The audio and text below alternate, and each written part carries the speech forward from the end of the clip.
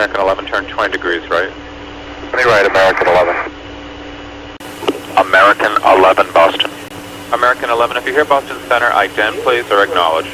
American 11, if you hear Boston Center, recontact Boston Center on 127.82. That's American 11, 127.82.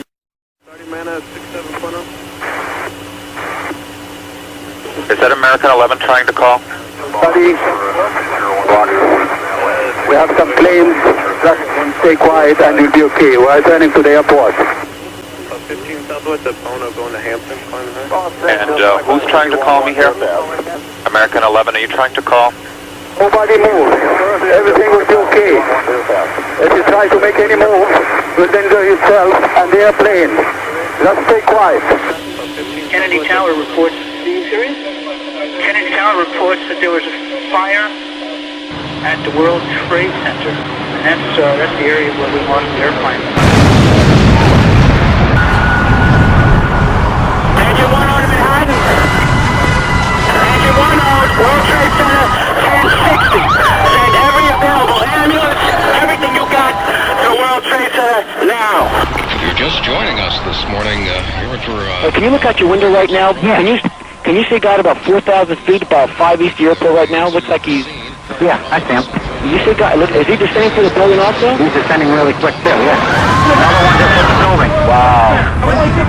Wow, another one hit it hard. Another one just hit the World Trade. The whole building just came apart. Holy smokes. Check with you now. Do you know if anyone down there has done any coordination to scramble fighter type airplanes? Is there big airplanes in there? No, we have several situations going on here. It's escalating big time. And we need to get the military involved with this. Wow, what's going on? Just get me somebody who has the authority to get military in the air now. All right, I'll go tell him. Both towers of the World Trade Center have been hit by aircraft. Both are in flames. Both separated.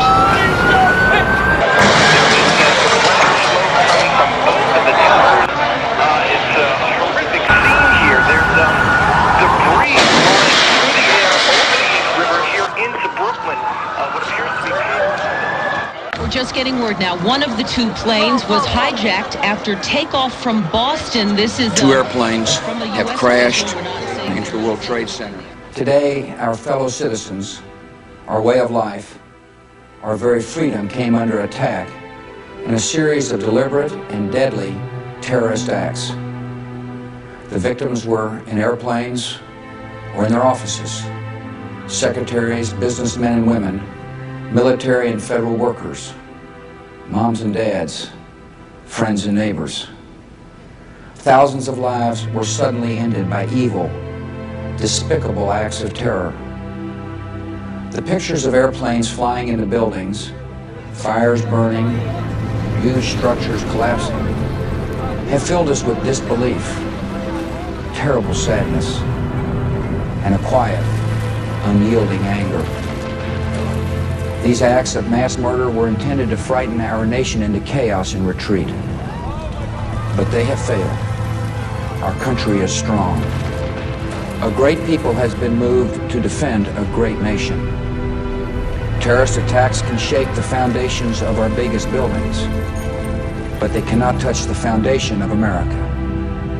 These acts shatter steel, but they cannot dent the steel of American resolve.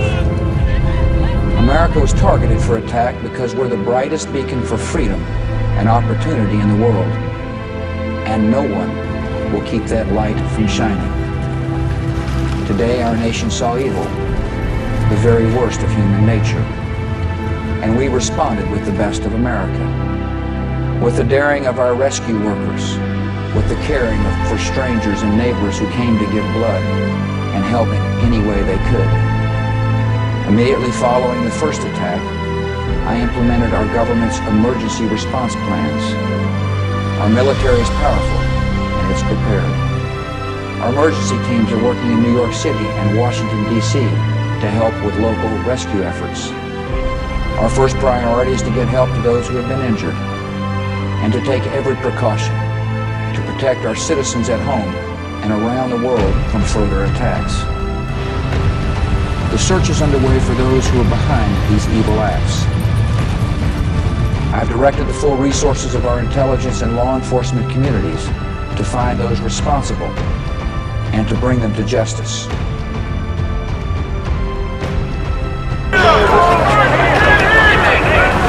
I can hear you.